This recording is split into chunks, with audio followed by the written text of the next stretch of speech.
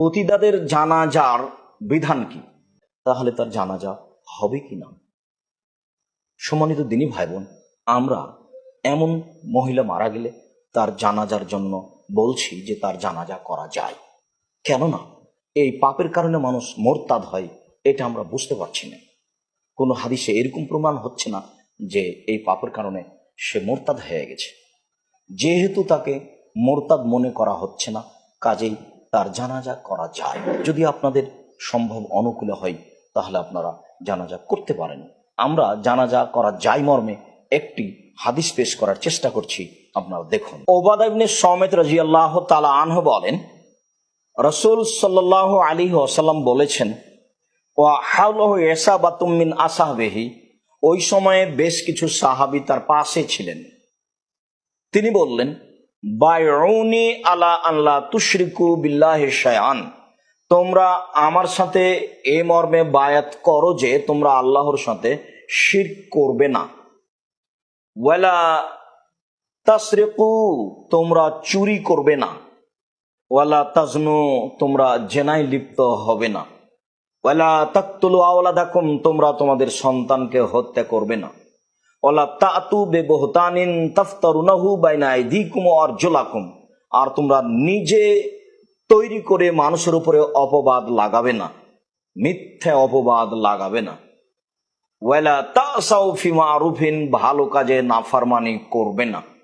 ফামান ওয়াফা মিনকুম ফাজরুহু আলাল্লাহ, কেউ যদি আমি যা বললাম এগুলি পূর্ণ করে তাহলে তার প্রতিদান আল্লাহর নিকট রয়েছে।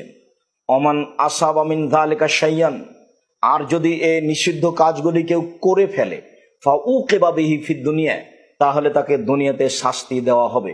ফাহুয়া কাফফারাতুন লাহু, এটাই হবে তার জন্য কাফফারা। এই সব বড় পাপ যদি করে ফেলে আর তাকে যদি দুনিয়াতে শাস্তি দেওয়া হয়, তাহলে শাস্তির কারণে সে পাপ মোচন হয়ে গেছে। তারপরের বাক্যে রাসূল সাল্লাল্লাহু আলাইহি সাল্লাম বলেন, ওমান আসাবা মিন যালিকা শাইয়ান, এইসব পাপ যদি কেউ করে ফেলে, সুম্মা সাতারাহুল্লাহু আলাইহি ফিদ দুনিয়া, তারপর এইটি আল্লাহ তাআলা দুনিয়াতে গোপন রাখেন, ফাহুয়া আলাল্লাহে, তাহলে সেটা আল্লাহর কাছে চলে যাবে। ইনশা আফানহু ওয়া ইনশা আকাবাহু, চাইলে আল্লাহ তাকে মাফ করে দিবেন, চাইলে আল্লাহ তাকে ক্ষমা করে দিবেন। ফাবায়নাহু আলা যালিক, তখন আমরা রাসূল সাল্লাল্লাহু আলাইহি ওয়াসাল্লামের সাথে বায়াত করলাম এই মর্মে যে আপনার এই নিষিদ্ধ বিষয়গুলি আমরা মেনে চলব।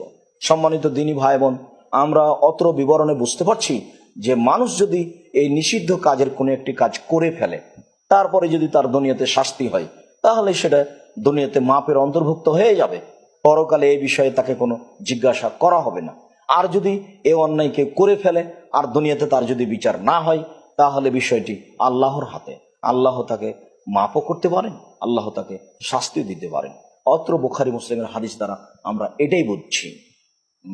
মিশকাত তাহকিক আলবানী 18 নম্বর হাদিস।